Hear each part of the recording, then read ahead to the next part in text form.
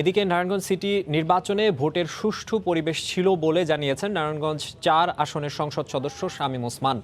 বিকেলে আদর্শ স্কুলে ভোটদান শেষে তিনি সাংবাদিকদের প্রশ্নের জবাবে এই কথা বলেন। তিনি বলেন, নৌকার পক্ষে কাজ করেছি, জয় নৌকাই পাবে। সিটি কর্পোরেশন নির্বাচন, ইউনিয়ন পরিষদ নির্বাচন, কোনো নির্বাচনেও নারায়ণগঞ্জে কিন্তু একটা ধাক্কাধাক্কি পর্যন্ত হয় নাই, কোনো মানুষের মাথাও ফাটে নাই। আল্লাহর রহমতে নারায়ণগঞ্জে শান্তিপূর্ণ নির্বাচন হয়েছে। এই নির্বাচনে অবশ্যই যাকে আমি ভোট দিয়েছি সেই নৌকা মার্কা যাতে জয়লাভ করে, কারণ বিগত বেশ কিছুদিন যাবৎ আমি আমার জীবনে এই 48 বছরের রাজনৈতিক জীবনে যদি 75 থেকে ধরি, আমার জীবনে আমি দেখি নাই যে এইটুকু একটা ছোট নির্বাচনে জাতীয় পর্যায়ের নেতারা এসে যে পরিমাণ পরিশ্রম করেছেন এবং তাদের নেতৃত্বে আওয়ামী লীগের নেতাকর্মীরা এবং স্বাধীনতার পক্ষের শক্তি যেভাবে কাজ করেছেন, আমার বিশ্বাস এটার রেজাল্ট আমরা পাব। এতক্ষণ ছিলাম নারায়ণগঞ্জ সিটি কর্পোরেশন নির্বাচন নিয়ে সময় সংবাদের বিশেষ আয়োজন ভোটের আলাপে। এর ফাঁকে আমাদের সঙ্গে রিটার্নিং কর্মকর্তার কার্যালয় থেকে ভোট গণনার সবশেষ খবর জানাচ্ছিলেন মার্জিয়া মুমু। এই মুহূর্তে নারায়ণগঞ্জের রিটার্নিং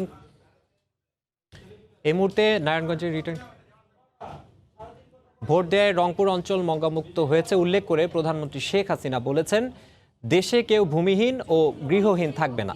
সকালে রংপুর বিভাগীয় সদর দপ্তর কমপ্লেক্সের উদ্বোধন করে বক্তব্য রাখেন তিনি। সরকার প্রধান বলেন, উন্নয়নশীল দেশ হিসেবে এগিয়ে যাচ্ছে বাংলাদেশ, কোনো ষড়যন্ত্রই এই অগ্রযাত্রা ঠেকাতে পারবে না। এক ছাদের নিচেই বিভাগীয় প্রশাসনের সব অফিস রেখে 10 তলা অত্যাধুনিক ভবন। দেশের 8টি বিভাগের মধ্যে প্রথম বিভাগীয় এই সদর দপ্তর করা হয়েছে রংপুরে। প্রশাসনিক বিকেন্দ্রীকরণ ও এক জায়গা থেকে সব রকম সেবা দিতে বর্তমান সরকারের সুদূরপ্রসারী পরিকল্পনার সফল বাস্তবায়নের লক্ষ্যে প্রথম নির্মিত বিভাগীয় সদরের উদ্বোধন করেন প্রধানমন্ত্রী শেখ হাসিনা।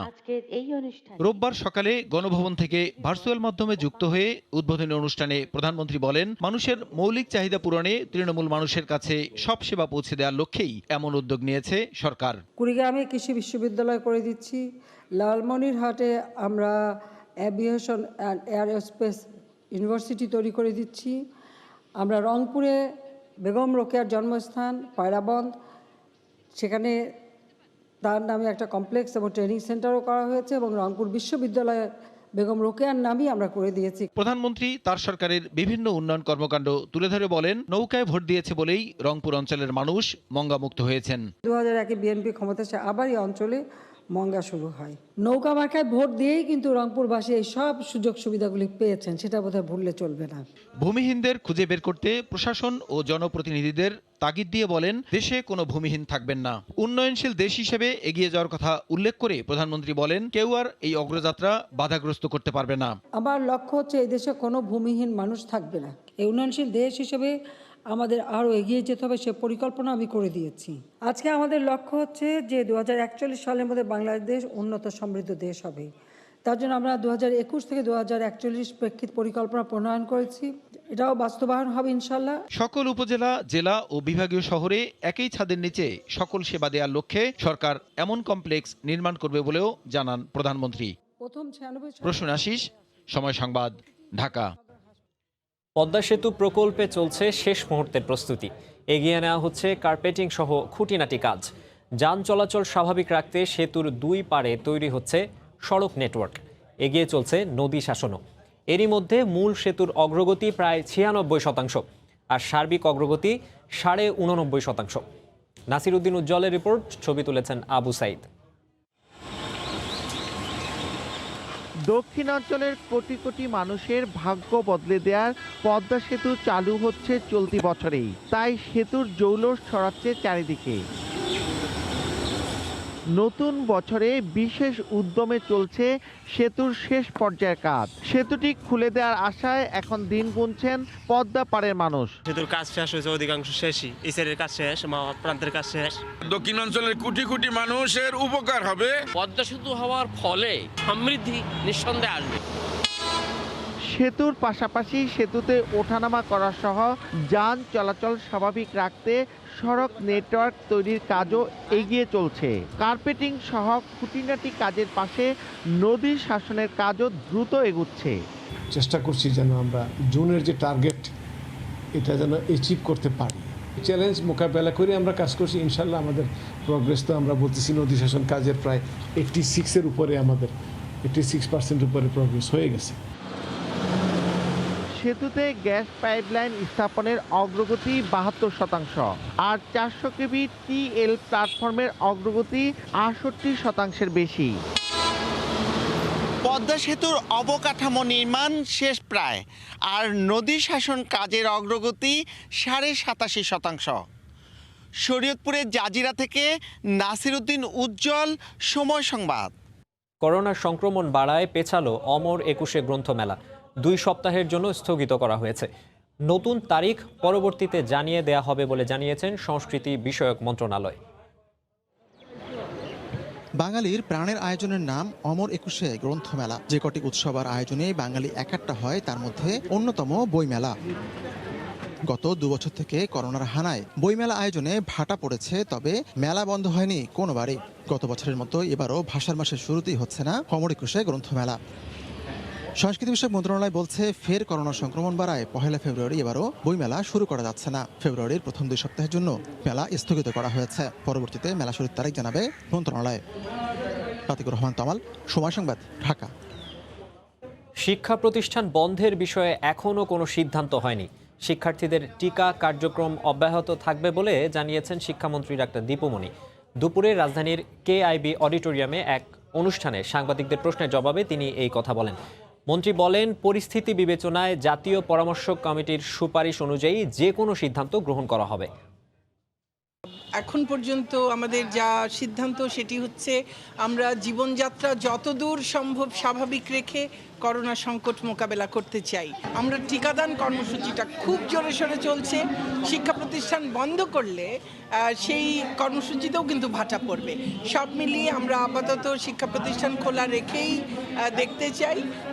আর যদি তেমন প্রয়োজন হয়, জাতীয় পরামর্শ কমিটিও যদি আমাদেরকে বলেন, তখন আমরা বন্ধ করব, এখন নয়। চট্টগ্রামে করোনায় শনাক্ত ছাড়ালো প্রায় 18%। উপসর্গ ছাড়াই আক্রান্ত হচ্ছেন অনেকে। গণপরিবহন ও শপিং মলে মানা হচ্ছে না স্বাস্থ্যবিধি। ওমিক্রনের বিস্তার রোধে কঠোর নির্দেশনা থাকলেও গণপরিবহনগুলোতে চালক, হেলপার, যাত্রী অনেকেই মানছেন না স্বাস্থ্যবিধি। বন্দর নগরীতে শনাক্তের হার বেড়েছে 10 থেকে 12 গুণ। প্রায় 6 মাস পর আবারও একদিনে 5,000 ছাড়ালো কোভিড শনাক্তের সংখ্যা। শনাক্তের হার বেড়ে 17% ছাড়িয়েছে। বিকেলে স্বাস্থ্য দপ্তরের সংবাদ বিজ্ঞপ্তিতে জানানো হয়, কোভিড সংক্রমিত হয়ে গত 24 ঘন্টায় প্রাণ হারিয়েছেন 8 জন, আর নতুন আক্রান্ত শনাক্ত হয়েছেন 5,222 জন, যা আগের দিনের তুলনায় 51% বা 1,775 জন বেশি। এর আগে সর্বশেষ গত বছরের 24 আগস্ট একদিনে 5,000-এরও বেশি রোগী শনাক্ত হয়েছিল। মালয়েশিয়ায় নতুন করে বিদেশি কর্মী নিয়োগের তারিখ ঘোষণা করেছে দেশটির সরকার। আগামী 28 জানুয়ারি থেকে প্ল্যান্টেশন খাতে ওয়েবসাইটের মাধ্যমে আবেদন করা যাবে বলে নিশ্চিত করেছে দেশটির মানব সম্পদ মন্ত্রণালয়। এছাড়া অন্যান্য খাতে আবেদন করা যাবে আগামী 15 ফেব্রুয়ারি থেকে। মালয়েশিয়া থেকে বিস্তারিত মোহাম্মদ আব্দুল কাদেরের রিপোর্টে। মালয়েশিয়ায় কৃষি উৎপাদন, খনন কাজ, নির্মাণ ও গৃহকর্মী খাতে শ্রমিক ঘাটতি কমাতে গেল বছরের সেপ্টেম্বরে 32,000 বিদেশি কর্মী নিয়োগের ঘোষণা দিয়েছিল দেশটির সরকার। এরই পরিপ্রেক্ষিতে স্থানীয় সময় শনিবার দেশটির মানব সম্পদ মন্ত্রী মালয়েশিয়ায় বিদেশি কর্মী নিয়োগে অনলাইন আবেদনের তারিখ ঘোষণা করেন। আগামী 28 জানুয়ারি থেকে প্লান্টেশন খাতে ওয়েবসাইটের মাধ্যমে এই আবেদন করা যাবে বলে জানানো হয়। আর অন্যান্য খাতে আবেদন শুরু হবে আগামী 15 ফেব্রুয়ারি থেকে। মালয়েশিয়া সরকারের ঘোষণায় সন্তোষ প্রকাশ করেছেন দেশটিতে বসবাসরত প্রবাসী বাংলাদেশিরা।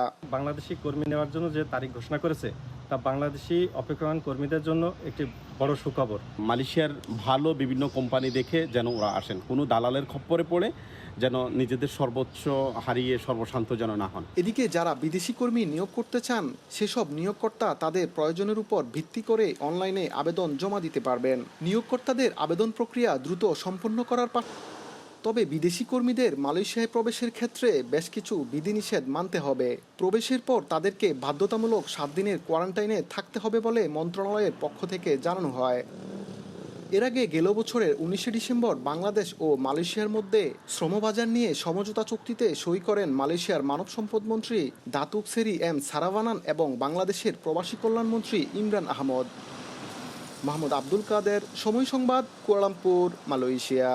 দামে বেশি, ব্যবহারে বিলাসী, তারপরও ভিড় লেগেই থাকে বাণিজ্য মেলার দৃষ্টিনন্দন বিদেশি পণ্যের স্টল প্যাভিলিয়নে। মানে ভালো হওয়ায় দাম নিয়ে নেই ক্রেতাদের কোনো অভিযোগ। বরাবরই ঢাকা আন্তর্জাতিক বাণিজ্য মেলায় আলাদাভাবে নজর কাড়ে তুরস্কের এই বাতিঘর। এখানে মেলে ঐতিহ্য ও আধুনিকতার মেশেলে তৈরি তৈজসপত্র, গহনা আর ঘর সাজানোর নানা উপকরণ। সবার ঘরেই সবাই একটু চায় ভিন্ন কিছু, ভিন্নতা দিয়ে সাজাতে। তো সাজসজ্জার জন্য টার্কিশ ল্যাম্পগুলো খুবই সুন্দর, দৃষ্টিনন্দন। যদিও সবার সামর্থ্যের ভিতরে না, তারপরও এই স্টলটা নিয়ে আসলে আগ্রহেরও শেষ নাই। লাইট রেঞ্জটা আমাদের স্টার্ট হয় আপনার 4000 টাকা থেকে 1 লাখ টাকা পর্যন্ত। New place. আমরা তুরস্কের হাতে তৈরি জিনিসপত্র নিয়ে এসেছি, বেচাকেনা বেশ ভালো হচ্ছে। জুতা, পোশাক পরিচ্ছদ, শাল কিংবা গৃহস্থালী উপকরণ, ভিনদেশি সব পণ্যই আগ্রহ নিয়ে দেখেন মেলায় আসা দর্শনার্থীরা।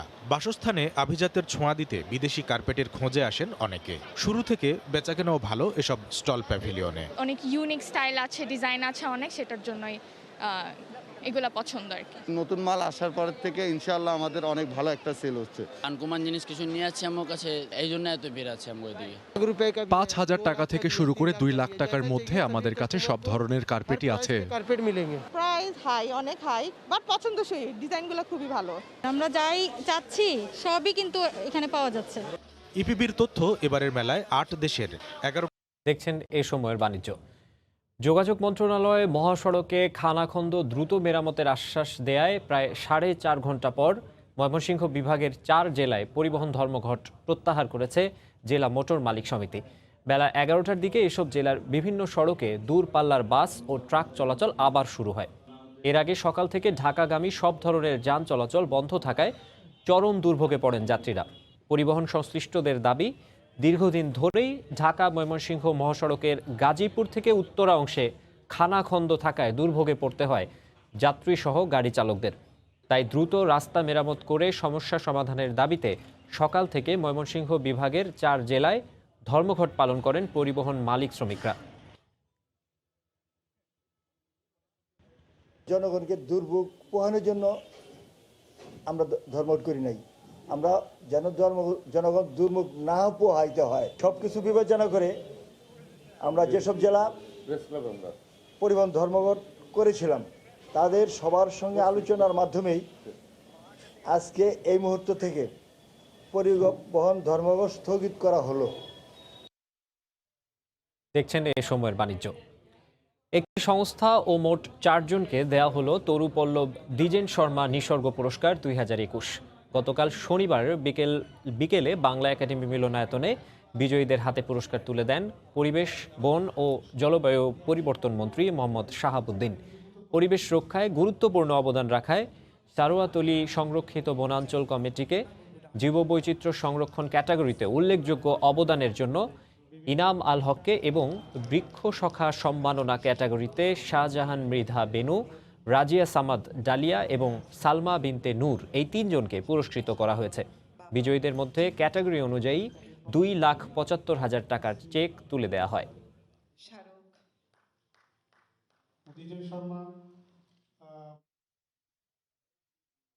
ইসলামী ব্যাংকের ব্যবসায় উন্নয়ন সম্মেলন উদ্বোধন করা হয়েছে। গতকাল রাজধানীর সোনারগাঁও হোটেলে এই সম্মেলনের উদ্বোধন করেন ব্যাংকটির পরিচালনা বোর্ডের চেয়ারম্যান অধ্যাপক মোহাম্মদ নাজমুল হাসান। 2 দিনব্যাপী এই সম্মেলনে সভাপতিত্ব করেন ব্যাংকের ব্যবস্থাপনা পরিচালক ও সিইও মোহাম্মদ মনিরুল মাওলা। অনুষ্ঠানে ভার্চুয়ালি যুক্ত হন ঊর্ধ্বতন কর্মকর্তা, জোন ও শাখা প্রধানরা।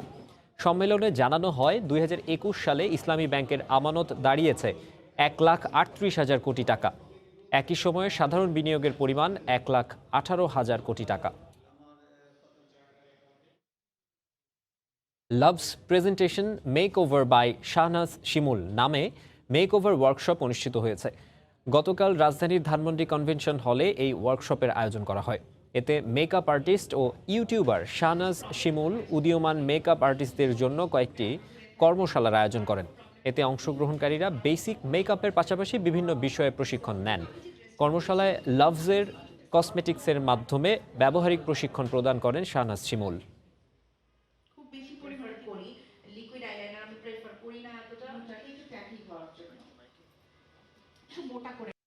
দেখছেন এই সময়ের বাণিজ্য। পর্যটক সমাগমের পাশাপাশি চাহিদা থাকায় খাগড়াছড়িতে গড়ে উঠছে ইকো রেস্তোরাঁ। প্রকৃতি বান্ধব এসব রেস্তোরাঁ পর্যটকদের পছন্দের শীর্ষে। শহর থেকে কিছুটা দূরে গড়ে ওঠা এসব রেস্তোরাঁ থেকে প্রকৃতি দর্শনের পাশাপাশি ক্ষুদ্র নৃগোষ্ঠীর ঐতিহ্যবাহী খাবার দর্শনার্থীদের আকৃষ্ট করছে। জিতেন বড়ুয়ার তথ্য ও ছবি নিয়ে রিপোর্ট। সম্প্রতি খাগড়াছড়িতে পর্যটকদের আগমন বেড়েছে। প্রতি মাসে অন্তত 30,000 পর্যটক ভ্রমণে আসছেন। এতে মাসে লেনদেনও হচ্ছে 10 কোটি টাকার মতো। আর পর্যটক সমাগম বাড়ায় গড়ে উঠছে একের পর এক ইকো রেস্তোরাঁ। শহর থেকে কিছু দূরে প্রকৃতির কাছাকাছি এসব পরিবেশ বান্ধব রেস্তোরাঁ গড়ে উঠছে। ক্ষুদ্র নৃগোষ্ঠীর ঐতিহ্যবাহী খাবারের পাশাপাশি এখানে বিভিন্ন ধরনের খাবার পরিবেশন করা হয়। এসব রেস্তোরাঁর প্রতি পর্যটকদের আকর্ষণও বেশি। প্রাকৃতিক এবং নৈসর্গিক পরিবেশ অত্যন্ত মনোরম। পাহাড়ি কিছু খাবার দাবার বাঙালি খাবারের থেকে সম্পূর্ণ ডিফারেন্ট। শহরের মানুষ এসেও এখানে প্রকৃতির ছোঁয়া অনুভব করতে পারবে। এখানে প্রকৃতি, ফুল, হচ্ছে গাছপালা সবকিছু আমরা দেখতে পাচ্ছি, সবগুলো মানে সুন্দর। নতুন নতুন ইকো রেস্তোরাঁ গড়ে ওঠায় বেকার যুবকদের কর্মসংস্থানও তৈরি হচ্ছে। জব থাকার কারণে নিজেও চলতেছে এবং আমার ফ্যামিলিও চলতেছে। টাকা পয়সা দিয়ে পড়ালেখাও চালাতে পারছি আর আমার পরিবারকে চালাতে পারছি। উদ্যোক্তারা বলছেন, শহরের গণ্ডির বাইরে প্রকৃতির কাছাকাছি এসব রেস্তোরাঁ গড়ে তোলায় পর্যটকদের জন্য বাড়তি আকর্ষণ তৈরি করছে। রেস্টুরেন্টে আছেন একদিকে আর প্রকৃতিটাকে উপভোগ করার জন্য মনোরম পরিবেশ দেখেন, এই জন্য প্রকৃতিটাকে উপভোগ করার জন্য এখানে তাদের দিন দিন আগ্রহতা বাড়ছে। এনভায়রনমেন্টটা হচ্ছে এমন একটা জায়গায় হবে যে জিনিসটা হচ্ছে পুরোপুরি ন্যাচারাল, যে জিনিসটা ওটা হচ্ছে একটু অন্যরকম টাইপের হবে। তো আমরা হচ্ছে মনে করি আমরা সাকসেস। জেলা সদরে প্রায় 50টি ইকো রেস্তোরাঁ গড়ে উঠেছে। সরকারিভাবে ঋণ সুবিধা পেলে এ ধরনের রেস্টুরেন্ট আরও বাড়বে বলে মনে করছেন সংশ্লিষ্টরা। সময় সংবাদ, খাগড়াছড়ি।